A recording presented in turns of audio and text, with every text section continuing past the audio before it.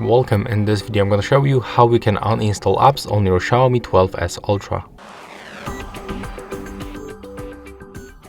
So we got two methods. The first one, we have to open the app drawer and then click and hold one of this application. For example, we can remove this browser. So click and hold this icon and then select uninstall. Click to confirm. The second option is to going to the settings.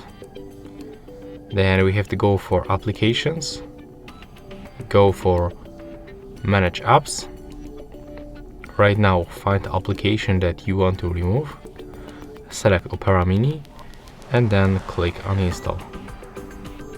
Then confirm. As you can see, we successfully uninstalled that application. So that's all for this video. Hope you like it. Remember to leave a like, comment, and subscribe to our channel.